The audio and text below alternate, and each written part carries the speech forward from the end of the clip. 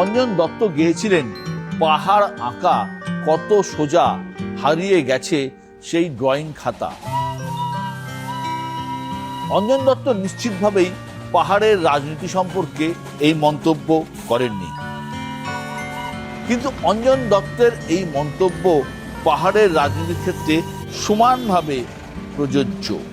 চট করে এঁকে ফেলা যাবে পাহাড়ের রাজনীতি, এমন ড্রয়িং খাতা বোধহয় সত্যিই হারিয়ে গেছে। দার্জিলিং পশ্চিমবঙ্গের একমাত্র জেলা যেখানে পাহাড় আছে, আবার সমতলও আছে।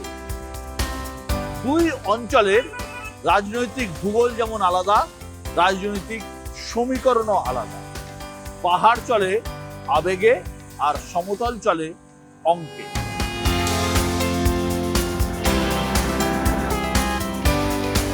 এই দার্জিলিং জেলায় মোট 5টি বিধানসভা, 2টি পাহাড়ে দার্জিলিং এবং কার্শিয়াং, একটি কালিম্পংয়ে আলাদা জেলা, আর 3টি সমতলে।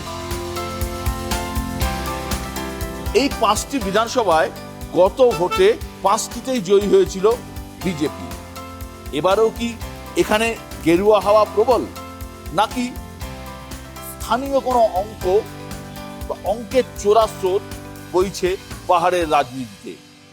ভোটের ভবিষ্যৎ নিয়ে তারই খোঁজ নিতে আমি এসেছি দার্জিলিং।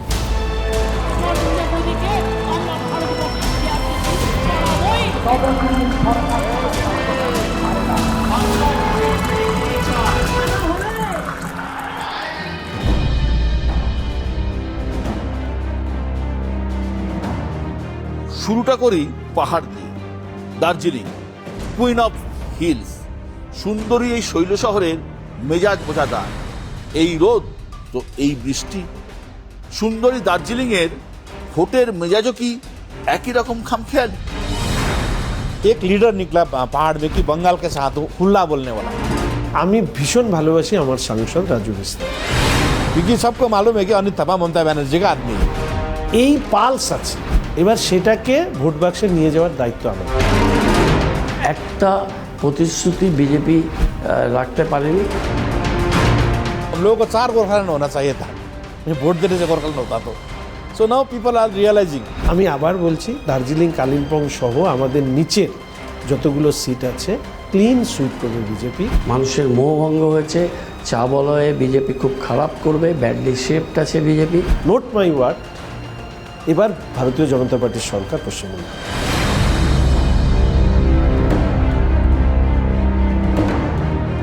দার্জিলিংয়ে বিজেপির উত্থান 2009 সাল থেকে। বিমল গুরুংয়ের হাত ধরে দার্জিলিং লোকসভা জিতেছিলেন যশবন্ত সিং। সেই থেকে পাহাড়ের রং গেরুয়া। তারপর রাজ্যে ক্ষমতার পালাবদল হয়েছে, তিস্তা দিয়ে অনেক জল গড়িয়েছে, বিমল গুরুং অবস্থান বদলেছেন, পাহাড় অশান্ত হয়েছে। পাহাড়বাসী কিন্তু গেরুয়াতেই আস্থা রেখেছে। পাহাড়বাসীর দীর্ঘদিনের দাবি গোর্খাল্যান্ড। একসময় সুভাষ ঘিসিং, পরবর্তীকালে বিমল গুরুংয়ের হাত ধরে বারবার উত্তপ্ত হয়েছে পাহাড়। মাসের পর মাস ধরে অচল থেকেছে দার্জিলিং। এখন সেসব অতীত, কিন্তু ভোট এলেই ফের চর্চায় ভেসে ওঠে পুরনো আবেগ। নেতাদের কথায় শোনা যায় দাবি পূরণের কথা। जब 86 से आंदोलन हुआ ना, गोरखालैंड का आंदोलन, उस टाइम ही एक डिजीज इधर में हो गया पहाड़ में, anti incumbency, Bengali versus Gorkha बना दिया लीडर लोगों ने। सो बंगाली वर्सेस गोरखा बनाने से पहले का लीडर लोग को इतना इजी था वोट मांगने में, से बंगाल को गाली करने से वोट देता था। हाँ, इसका पास दाम है, गोरखा के पास लांडे का जुनून है, जो गाली देता था उसको वोट देता था। वो नैरेटिव बिल्डअप हो गया ना, वो परसेप्शन इतना, मतलब एंटी इनकम्बेंसी परसेप्शन इतना बिल्डअप कर दिया कि लीडर लोगों ने हम लोगों का बंगाली और गोरखा का बीच में एक अननेसेसरी एक लड़ाई छेड़ दिया। सो इट्स नॉट गुड, एक कम्युनल लड़ाई छेड़ दिया। सो कम्युनल लड़ाई छेड़ने से पहले के लीडर को तो काम, रास्ता भी देना पड़ता था, स्कूल भी देना नहीं पड़ता था, मतलब पानी भी देना, बस गोरखालैंड बोलने से और बंगाल को गाली करने से वोट देता। लेकिन नाउ पीपल आर रियलाइजिंग ये तो मतलब परफॉर्मेंस के ऊपर वोट देना पड़ेगा। আপনি বলেছেন যে ভোট দিয়ে গোর্খাল্যান্ড আসে না, তার মানে এটা মেনে নিচ্ছেন যে এই আবেগ এখনো ফ্যাক্টর। सो हम लोगों को 4 गोरखालैंड होना चाहिए था, वोट देने से गोरखालैंड होता तो। So now people are realizing. अभी पहाड़ में जो 2017 से स्ट्राइक नहीं हुआ, बंद नहीं हुआ, झमेला नहीं हुआ, स्कूल मतलब अभी तक बंद नहीं होता है, कॉलेज बंद नहीं होता, आदमी लोग स्टूडेंट अच्छा से पढ़ रहा है। देखिए अभी भी आप लोग शायद कब आया कलकत्ता से, लेकिन देखा रास्ता पे इतना जाम है, इट्स सीजन, अभी भी इस सीजन में भी टूरिस्ट बहुत है। सो अभी इकोनॉमिक रिसोर्सेज इतना हो गया कि मतलब बाजार में भी और बस्ती एरिया में भी, विलेज में भी इतना होम स्टे हुआ, वो लोग इकोनॉमिक एक उन लोगों का ग्रोथ शुरू हो गया ना। सो अभी हिल्स में मतलब झमेला से आदमी लोग ऊपर उठ के काम कर रहा है। सो इसका एडवांटेज हम लोग के पास बहुत है अभी। ভোটের আগে পাহাড়ের জন্য ইন্টারলোকিউটর বা মধ্যস্থতাকারী নিয়োগ করেছে কেন্দ্রীয় সরকার, জানিয়ে গরম হয়েছে পাহাড়ের রাজনীতি।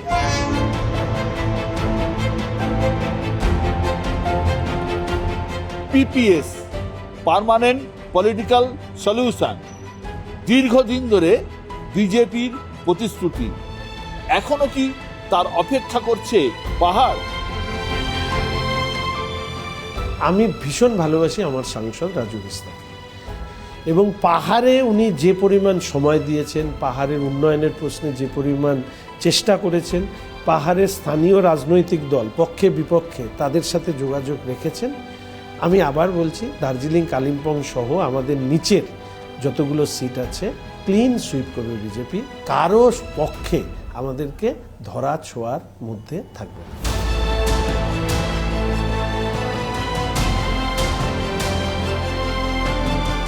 রাজ্যে পালা বদলের পর দার্জিলিংয়ের মন জয়ের চেষ্টা করছেন মমতা বন্দ্যোপাধ্যায়। গত 15 বছরে বারবার তিনি পাহাড়ে এসেছেন। এই মেলে তিনি প্রচুর প্রোগ্রাম করেছেন, নানা প্রকল্পের ঘোষণা করেছেন, নানা রকমের বোর্ড তৈরি করেছেন। তা সত্ত্বেও পাহাড়বাসীর মন জিততে পারেনি তৃণমূল কংগ্রেস। তাই কৌশল বদলেছেন মমতা বন্দ্যোপাধ্যায়। দার্জিলিংয়ের ক্ষেত্রে তার নতুন কৌশল এখন অনিত থাপা, দার্জিলিংয়েরই ভূমিপুত্র। पहाड़ का स्थिति थोड़ा अभी परफॉर्मेंस से ऊपर वोट देने का आदमी का एक नैरेटिव बिल्डअप हो गया। मतलब पहले तो एंटी इनकम्बेंसी में बहुत वोट जाता था इधर में।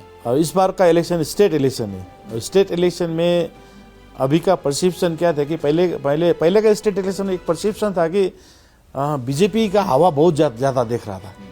सो अभी पहाड़ में क्या है कि पहाड़ का आदमी को टीएमसी आएगा, एक परसेप्शन बिल्डअप हो गया। सो हम लोग जीटीए स्टेट एक्ट सब्जेक्ट है। सो स्टेट एक्ट सब्जेक्ट बोलने से सो आदमी लोग स्टेट का फेवर में वोट डालेगा। जैसे हम लोग भी हम स्टेट के साथ मिलकर काम करने वाला लीडर हम लोग है, इसीलिए इसका हम लोग ये नैरेटिव से हम लोग बहुत फायदा हो रहा है। জিটিএর মাথায় এখন অনিত থাপা। 2023-এর ত্রিস্তরীয় পঞ্চায়েত ভোটে ব্যাপক সাফল্য পায় অনিতের দল বিজিপিএম, কিন্তু তার পরের বছরই 2024 সালের লোকসভা নির্বাচন জিতে নেন বিজেপির রাজু বিস্তা। এবারের ভোটে সরাসরি নেই তৃণমূল কংগ্রেস, তারা আস্থা রেখেছে বন্ধু অনিত থাপার উপর। बंगाल बोलने से आदमी लीडर लोग डरता है। मैं तो ओपन अभी भी इलेक्शन में भी मतलब सीएम मैडम का लिए मैं बोल रहा हूँ इधर में भी। मतलब मैं वोकल हूँ उसके लिए, क्योंकि जब तक सीएम मैडम का पूरा एक्सेप्टेंस नहीं होगा मेरा भी एक्सेप्टेंस नहीं होगा। That is the fact. क्योंकि सबको मालूम है कि अनित थापा ममता बनर्जी का आदमी है। बीजेपी गोरखा लोगों का लिए जब खोला है ना नदी पार करते वक्त लट्ठी होता है, वो लट्ठी जब नदी पार जाता है लट्ठी फिर खोला में छोड़ देता है वो लोग। एक बैसाखी के ऊपर में गोरखा लोग काम किया, मतलब वो लोग गोरखा लोग कुछ भी तो नहीं किया अभी तक। পঞ্চায়েত ভোটের সময় মহাজোট গড়েছিল বিজেপি। এবারও পদ্মের সঙ্গেই বিমল গুরুংরা। আবেগের মোকাবিলায় উন্নয়নকেই হাতিয়ার করছেন অনিত থাপা। একসময় পাহাড় দাপিয়ে বেড়ানো বিমল গুরুং কার্যত এখন অস্তিত্ব রক্ষার লড়াই। विमल में फैक्टर होता तो उसका पार्टी का कैंडिडेट ही खड़ा करता था ना। जैसे हम लोगों ने फैक्टर हो ना हो, हम लोगों ने पार्टी खोल के तो अपना कैंडिडेट खड़ा किया ना। सो उसका इतना दम होता था तो उसका खुद का कैंडिडेट खड़ा होता था। अभी तो बीजेपी के साथ लंपासर हो गया ना। आई डोंट नो, मतलब वो खुद का अस्तित्व पैसे में बेच दिया उसने। কার্শিয়াংয়ের বিজেপি বিধায়ক বিষ্ণু প্রসাদ শর্মা সদ্য বিজেপি ছেড়ে যোগদান করেছেন তৃণমূলে। তবে তাতে এই আসনে ভোটের অঙ্কে বিরাট হেরফের হবে বলে মনে করছেন না কেউ।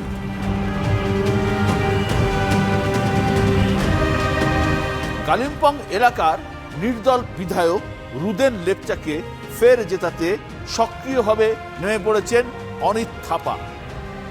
দুই বন্ধুর অনিত এবং রুদেনের এবারের টার্গেট প্রধানত কালিম্পং গ্রামীণ এলাকার ভোট। তারা গ্রামে গ্রামে দৌড়ে বেড়াচ্ছেন।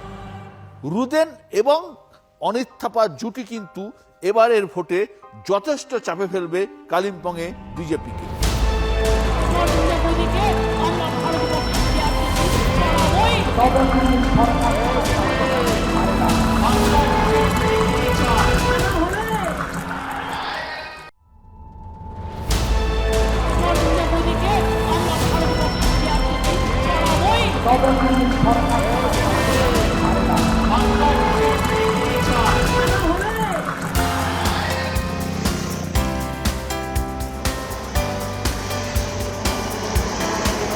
দার্জিলিং থেকে এবার আসি সমতলের কথায়।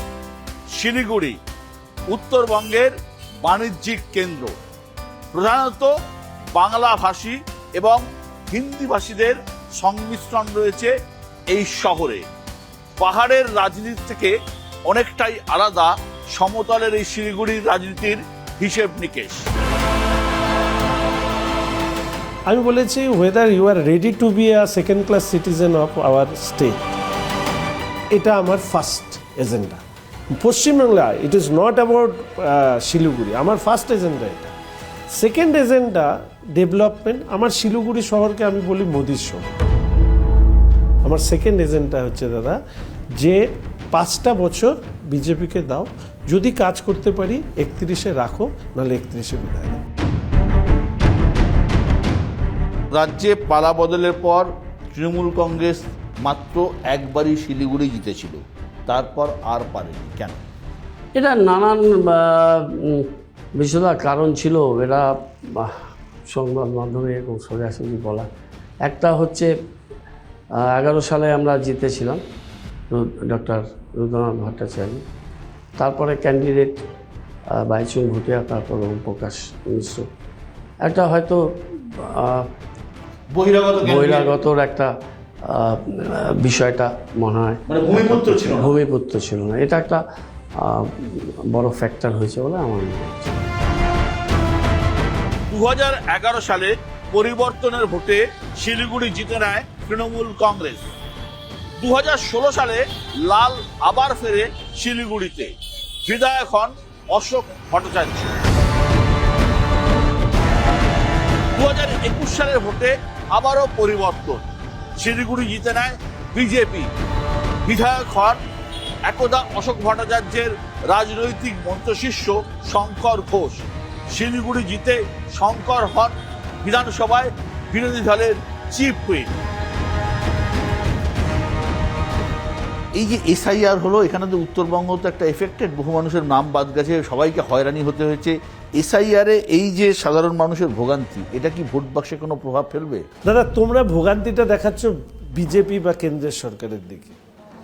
আমি তোমাকে বলছি, রিচার নাম যখন অ্যাডজুডিকেশনে গেল, তখন মেয়র সাহেব একটা প্রেস করলেন। আমি সাথে সিও সাহেবের সাথে কথা বললাম যে যার হাতে পাসপোর্ট আছে তারা অ্যাডজুডিকেশনে যায় কীভাবে। আমার স্ট্রেইট প্রশ্ন ছিল। পরবর্তীকালে উনি আমার বলার কিছুক্ষণ পর ইসিআই একটা টুইট করে যে ইআরওকে শোকজ করা হচ্ছে। প্রথমত এসআইআর এর প্রভাব এবং এই মানুষের হয়রানি এবারে ভোটে কতটা প্রভাব ফেলবে? ব্যাপক প্রভাব ফেলবে। মানুষ প্রচণ্ডভাবে ক্ষুব্ধ। এই 4 মাস 4.5 মাস লোকে এই রাস্তায় দাঁড়ানো, বাইরে থেকে একটি ছেলে পড়ছে ধরুন, বা কারোর ট্রিটমেন্টে গেছে, তাদের ফিরে আসতে হয়েছে। এবং প্রত্যেক দিন, প্রত্যেক সপ্তাহে ইলেকশন কমিশন নতুন নতুন ফরমান জারি করেছে। এই রাস্তায় দাঁড় করিয়ে দেওয়া, তারপর যেটা ওদের এখন অ্যাডজুডিকেশনে আছে, এর আগে কেটেছে, একটা বাড়িতে দেখা যাচ্ছে 6 জন আছে, 2 জনের নাম নেই। এর তো কোনো একটা রেশনালিটি ছিল না এই নাম বাদ দেওয়ার ক্ষেত্রে।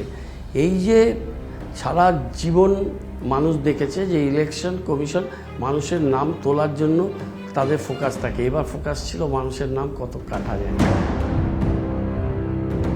আজকে যা ভোগান্তি হয়েছে এসআইআর তার জন্য দায়ী এই রাজ্যের সরকারি কর্মচারীরা যারা তৃণমূলের অনুগত। উত্তরবঙ্গে তো বিজেপি ঠিক আছে, বিজেপিকে উত্তরবঙ্গের পার্টি বলা হয়, রাজ্যে বিজেপির ভবিষ্যৎ কি?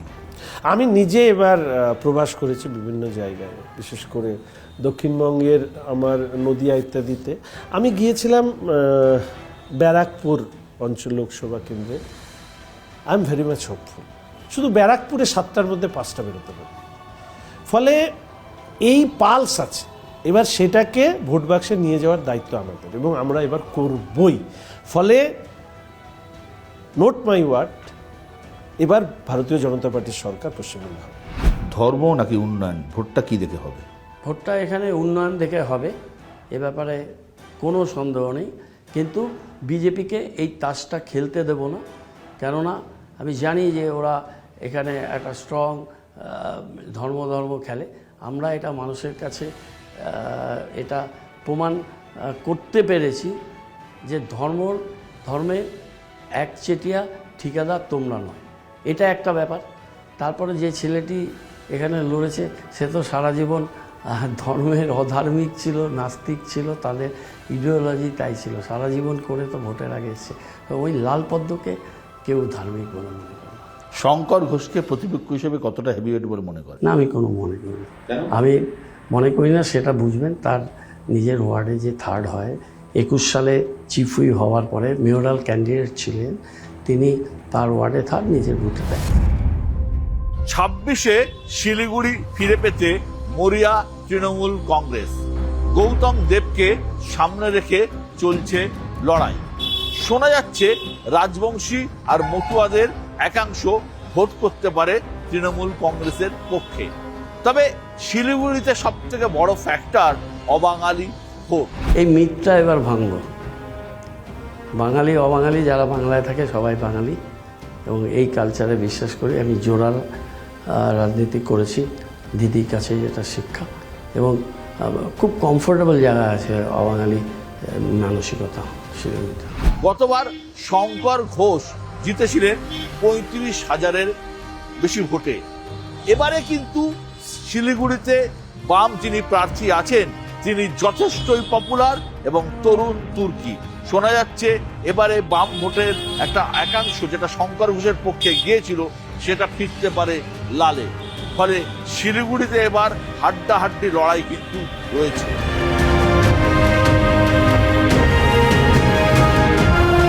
শঙ্কর ঘোষ কি শিলিগুড়ি ধরে রাখতে পারবেন? নিজের মুখে কি আর এই সমস্ত প্রশ্নের উত্তর দিই, মানুষ ঠিক করে দেবে। আমি বিশ্বদা সব থেকে ভালো লাগে, ভালোবাসি রাজনীতি যে অর্থে মানুষের কাছে এখন দাঁড়িয়েছে, সেখানে একদম একটা বিকল্প রাস্তায় চলার চেষ্টা করছি। আর এই বিকল্প রাস্তায় চলতে গিয়ে যেটা পেয়েছি সেটা হচ্ছে নিখাদ ভালোবাসা। মানে তুমি যদি এখান দিয়ে হাঁটো তাহলে রিক্সাওয়ালাও আমাকে শঙ্করদা বলে ডাকে, টোটোওয়ালাও ডাকে, হকারও ডাকে, আবার যে কুপার নিয়ে যাচ্ছে, অস্টিন নিয়ে যাচ্ছে, BMW নিয়ে যাচ্ছে, ফোর্ড নিয়ে যাচ্ছে, সেও আমাকে শঙ্করদা বলে ডাকে। ব্যাস এইটুকু আমার প্রাপ্তি জীবনে, এই ভরসার উপরে রাজনীতি করি। দার্জিলিং জেলার মধ্যে আরো 2টি বিধানসভা আসন পড়ছে, একটা ফাঁসি দেওয়া আর একটা মাটিগাড়া নকশালবাড়ি। ফাঁসি দেওয়া আসনে সব থেকে বড় ফ্যাক্টর আদিবাসী ভোট, আর মাটিগাড়া নকশালবাড়ি আসনে ফ্যাক্টর হলো তপশিলি ভোট। এই 2টি আসনও এবার বিজেপির দিকে যাওয়ার সম্ভাবনা অত্যন্ত প্রবল। উত্তরবঙ্গে আপনি দেখবেন যে রিসেন্ট পাস্টে যতগুলো বাইপোল হয়েছে, যেমন মাদারিহাটে কিন্তু আমরা কোনোদিনই জিতিনি। প্রথম জয়প্রকাশ টোপ্প জিতলো। বিজেপির যতটা এক্সিস্টেন্স তার একটা মূল কারণ হচ্ছে উত্তরবঙ্গের এতগুলো জায়গায় ওদের জয়লাভ করা। সেটা ভাঙছে, দ্রুত ভাঙছে, মানুষের মোহভঙ্গ হয়েছে। চা বলয়ে বিজেপি খুব খারাপ করবে, ব্যাডলি শেপড আছে বিজেপি, তারপরে একটা প্রতিশ্রুতি বিজেপি রাখতে পারেনি। আর লোকে এই ধর্মীয় বিভাজন দেখতে দেখতে ক্লান্ত, মানুষ এর থেকে বেরিয়ে আসতেছে।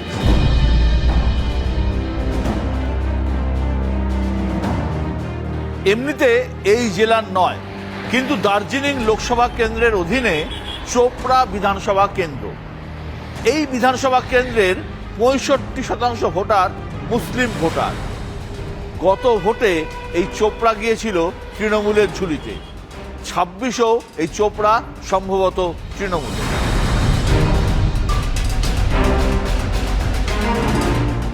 পশ্চিমবঙ্গের ভৌগোলিক বৈচিত্র্যের দুটি দিক রয়েছে, একটি পাহাড়, একটি সমতল, আর এই দুটি রয়েছে এই দার্জিলিং জেলায়। এবারে দার্জিলিং জেলার পাহাড়ে ভোটে লড়ছে না তৃণমূল কংগ্রেস, তারা আসনগুলো ছেড়ে দিয়েছে বন্ধু সহযোগী দল অনেক থাপাকে। অনেক থাপার সামনে সব থেকে বড় চ্যালেঞ্জ পাহাড়ের এই আসনগুলোতে নিজের খাতা খোলার, আর বিজেপির সামনে চ্যালেঞ্জ আসন ধরে রাখা।